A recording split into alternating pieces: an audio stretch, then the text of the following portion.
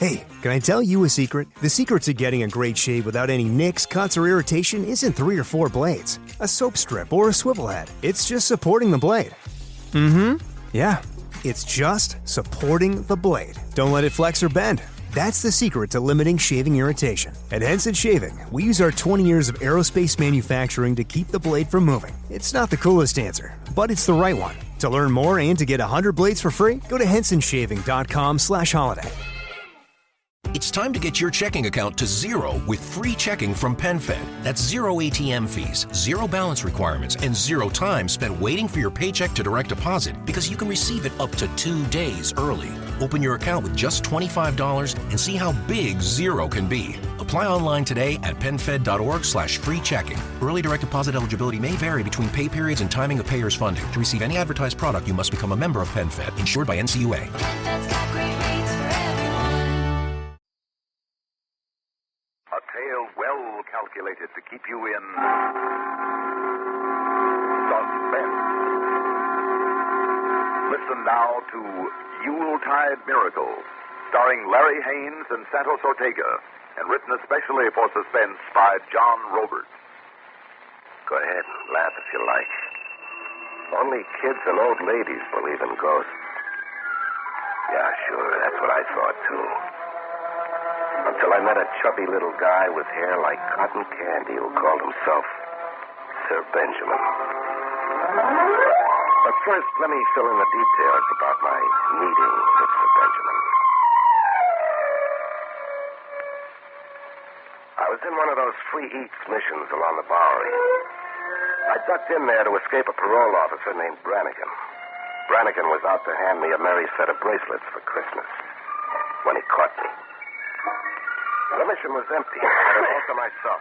Except for a skinny young punk hacking out a cough that made the benches jump.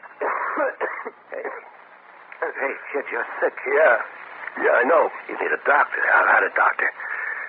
I'm wearing hospital pajamas under this suit. Oh, yeah. Yeah, I went down the fire escape to the street to hear. I want to get home for Christmas finally. I've been years making up my mind to it. What are those boxes you hold? Christmas presents for my mother, my sister Linda, my kid sister Linda. Hey, you like this? Oh, lady's gold watch. Yeah, it pins on a dress. Someone stole my mother's watch and sold it. This squares it. Yeah. What's in the other box? Nylon stockings. My sister Linda's always had a... Hey, kid, now, come on, get hold of yourself. Come on now. Hey, I can't get hold. Look, these presents. If you could get them to Mrs. B. Simmons for me, tell her that Tommy, her son, Tommy, Mrs. B. Simmons. Hey, kid. Come on, Tommy, get hold.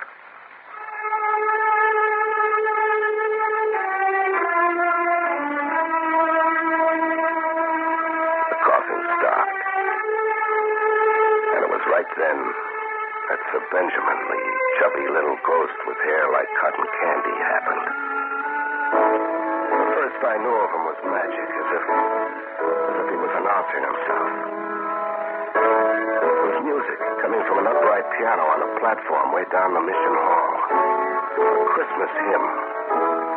But look, until my eyes popped out of my head, I couldn't see anybody. The piano was going, but nobody I could see was playing it. I went up to the piano and reached over the stool to see how the trick was worked.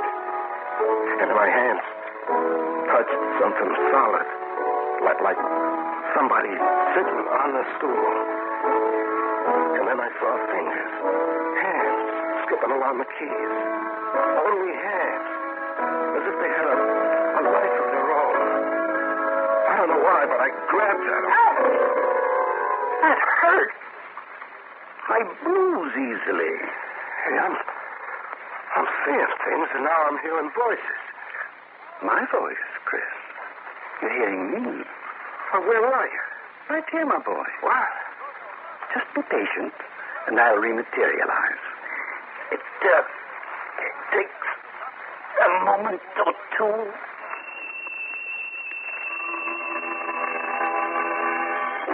I saw the hands build. First arms, then elbows, shoulders, and then a body. Slowly. And then the last thing. A head with little white hair. And then a face. A chubby face. Rosy and smiling.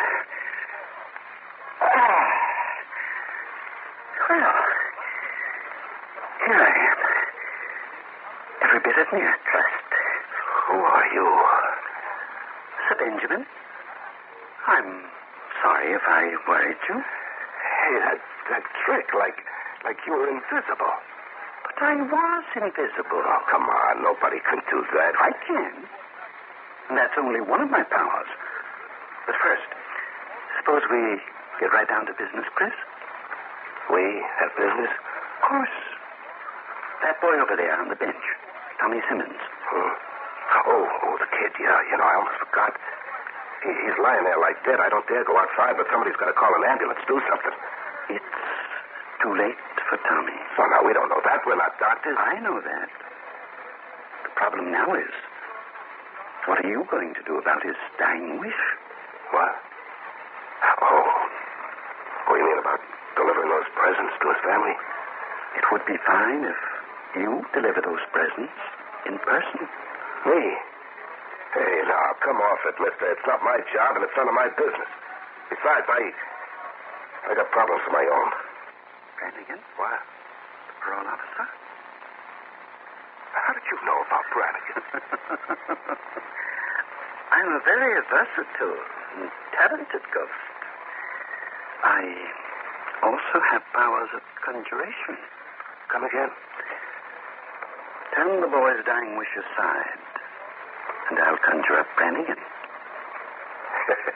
You don't think I can? No, I don't think you even exist. How about that? I think I'm dreaming you up. Very well. I will demonstrate. Hold on to something, Chris. Conjuration is a very cataclysmic and strenuous business. You'll definitely be safer if you hold on to something. Don't ask me why, but I grabbed hold of the piano. But the good thing I did, too, because the joint began to rock like an earthquake was hitting it.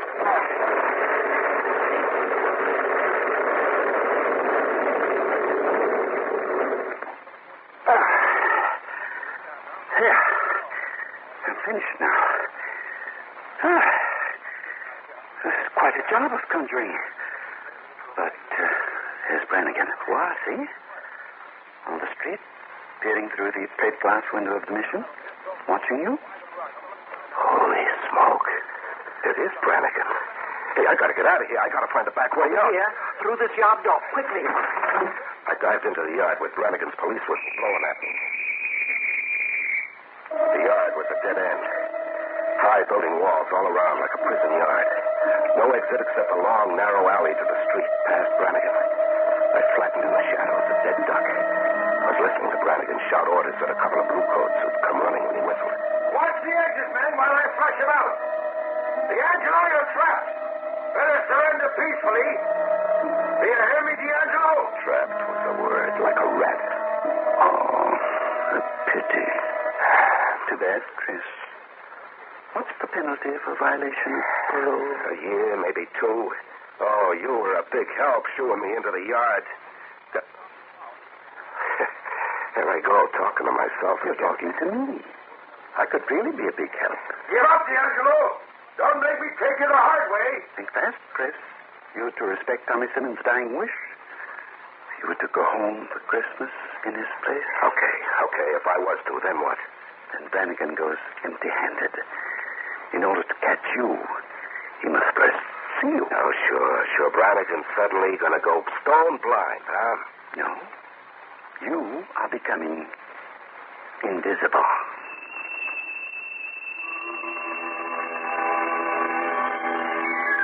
There was a laugh. But the laugh was I was invisible. At least to Brannigan I was. He came right toward me with a flashlight in one hand and a gun in the other. Only he looked right through me as if he didn't see me. D'Angelo! I know you gotta be in this yard. I watched him search D'Angelo! every inch and then scratch his head and give up. Now, Chris, for your part of the bargain. Here are Tommy's presents. Who delivered them? Now, look, I'll leave here and only run into Brannigan outside somewhere. Now, what about that? You remain invisible until you've arrived at your destination. That is, as long as you remain faithful to your mission. Go, Chris. Okay. Wait a minute. Where am I going? Where do I find this Mrs. B. Simmons? Not far. Just a brief train ride to a neighboring town. The town, Chris, is Bethlehem.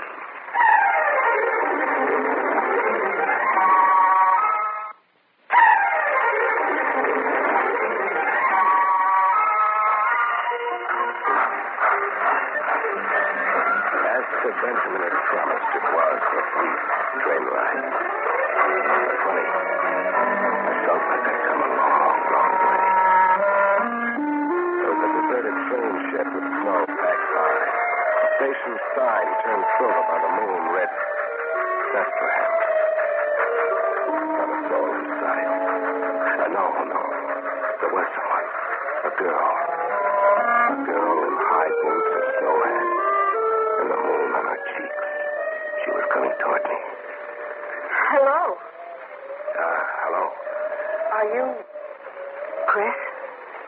Yeah, my name is Chris. I'm Linda. Linda Simmons. I came to drive you home. Just like that. Just like what? Well, I mean, no explanations. Like you knew I was here. And how come you know my name? Oh, I was told you were coming. And told your name, too. You were told. Somebody telephoned. Oh. Yeah, he telephoned. He wasn't kidding when he said he was a talented ghost. Say, you came right at me just now. That means you saw me. You can see me, huh? See you? Yeah. Face, hands, body, knee. I'm a guy. You look at me and you see a guy. No. I cannot see you. And I am invisible. No. It's just that I'm blind.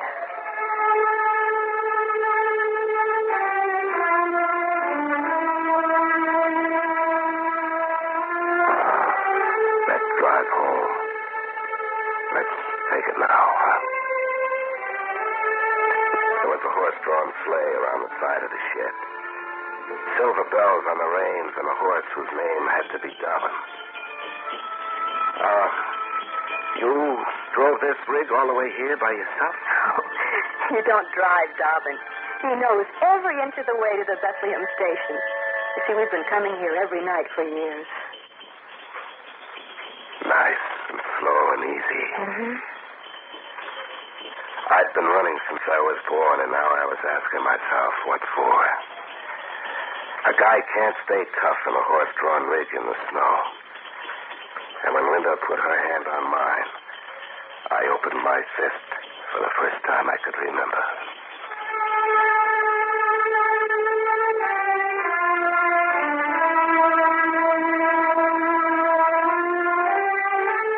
We reached home. A framed cottage, nothing fancy, with a candle burning brightly in the window. Come in, Chris. Mother? Right here, Linda. Oh, Mother, this is Chris. Welcome home, Chris. Yeah, thanks. It's a nice place you got here, Mrs. Simmons. Oh, I'm so glad you like it. Yeah, I don't exactly know how to say this, Mrs. Simmons. You see, I'm just a mug. I quit school the minute I learned how to tell the teacher off, so if I ain't got the right words... You don't have to have the right words, Chris. You don't even have to get it said. You see, I know. You know? About Tommy? Yes, all about Tommy. Well, how?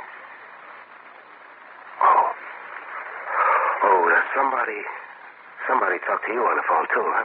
Yes, somebody telephoned me. Well, the last thing the kid thought about was you and Linda and coming home for Christmas.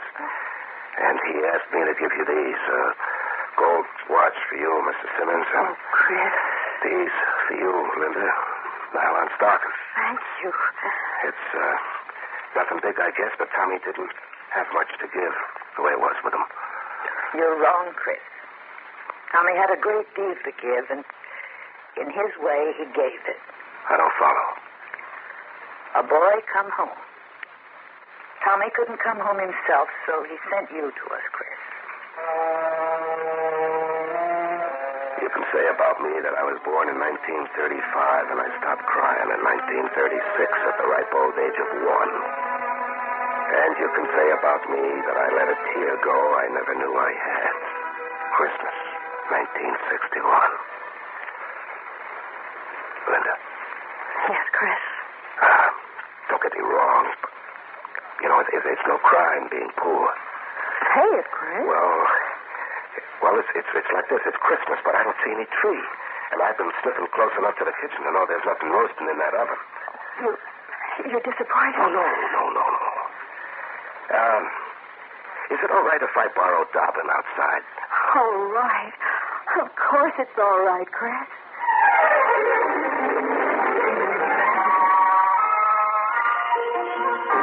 Put me down as the guy who never knows when to shut up. A tree and a turkey, sure, lady. Nothing to it. Presto Mephisto, I'm a magician. Here's your tree, lady, and here's your bird. What? Quite a remarkable feat of magic, Chris. Presto Mephisto, eh? Sir Benjamin, I was wondering when you'd show up the Kibitz. You are here, Sir Benjamin. Yes, but immaterially. And please don't ask me to rematerialize, Chris. I daren't show my face in Bethlehem. Why not? I lived here once before my present situation. I wasn't very popular with my townspeople, I'm afraid. Oh, what they have against you? Bills. I died owing the butcher, the baker, and even the undertaker. Let's get back to your problem. Yeah, a tree and a turkey, and it's your problem. I'm dumping it right into your lap. You got me into this in the first place. I see. Have you any money? Not a plug nickel, and even if I had, the town is shut tight. But you're a talented ghost. A tree and a turkey ought to be a cinch. You got any ideas on it, Sir Benjamin? Only one. My customary way of acquiring necessary things while I was alive. Your customary way? Credit, Chris. And I hope never to be a borrower again. But I suppose it can't be helped. And, just where do we borrow this tree and turkey? From Uncle Cale's poultry farm. It's just past the Merchant's Bank, a short drive. Well, I'm a stranger here. Move over. I'll take the reins. Get there. There aren't any ghosts who call me crazy, but Sir Benjamin drove the rig at a smart clip to a farm stacked with freshly cut trees. Take your pick of tree and carry it to the rig. And Chris. Yeah, what?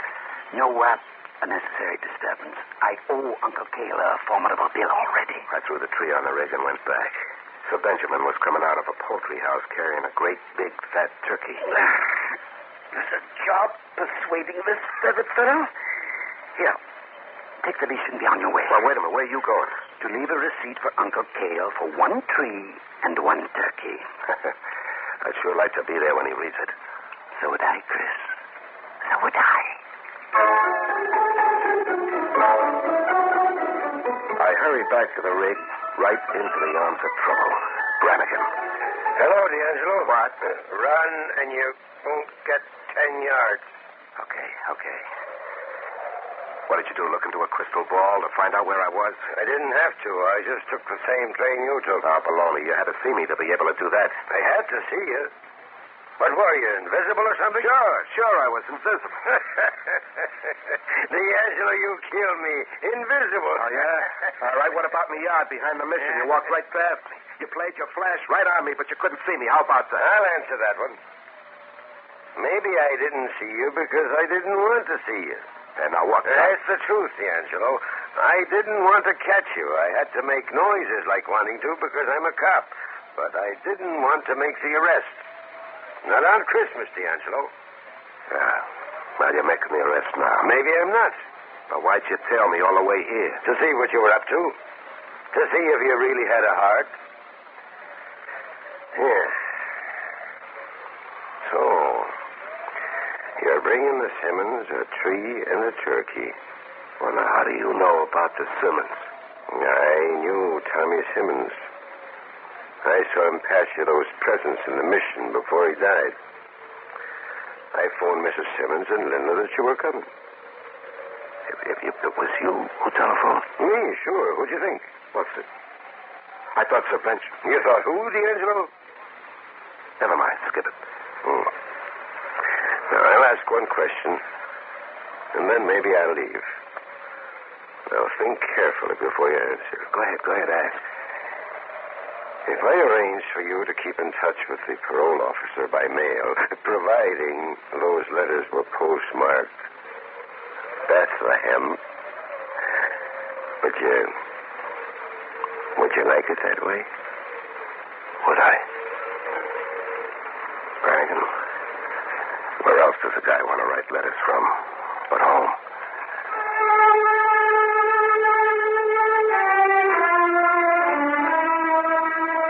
That's almost all there is to the story of Sir Benjamin. Me, Brannigan, Mrs. Simmons, and Linda.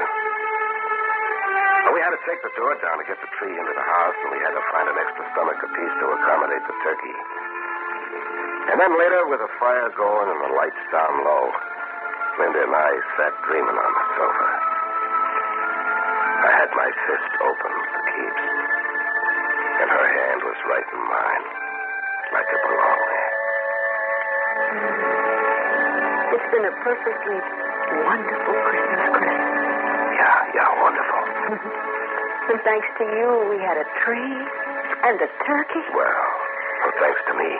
Now, the tree and turkey wasn't my trick. The tree and the turkey, what? Chris, what are you saying? Oh, no, really, the thanks goes to another guy. A chubby little guy who sure has a talent for getting what he wants. His name's Sir Benjamin. Sir Benjamin? Yeah. Why? Well, the coincidence of names. Well, I used to call my father Sir Benjamin in play. Oh, we'd play Lord and Lady. My father and he'd call me Princess Linda, and I'd call him Sir Benjamin. The coincidence of names, you said, huh? Linda, suppose it isn't a coincidence. But my father died years ago. Yeah, so did my Sir Benjamin. The guy I'm talking about is a ghost. A ghost? Yeah. A ghost like I met in a mission when your brother Tommy died. All of a sudden, a piano started going. Piano music, but nobody I could see was playing. Chris? Huh? Our piano is playing. Yeah, so it is. Hey, you want to bet it's Sir Benjamin? Bet? How can you prove it? Well, easy. I toss a turkey wing at the piano stool. I bet you Sir Benjamin lets out a yell and complains about how easily he loses. Do we bet? What will we bet, Chris? A kiss. That way, Linda, nobody loses.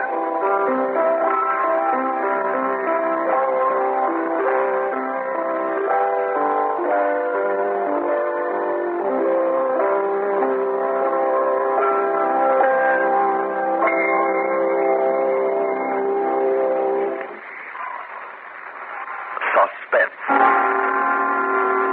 You've been listening to Yuletide Miracle, starring Larry Haynes and Santos Ortega, and written especially for Suspense by John Roberts. Next week, instead of another tale well calculated to keep you in suspense, a gala song fest well calculated to put you in a bright holiday mood. The 7th annual Christmas Sing with Bing will come your way over the CBS radio network next Sunday evening, Christmas Eve. Singing along with Bing, Catherine Crosby, the Norma Luboff Choir, and those two fugitives from the Met, Charlie McCarthy and Mortimer Snurs.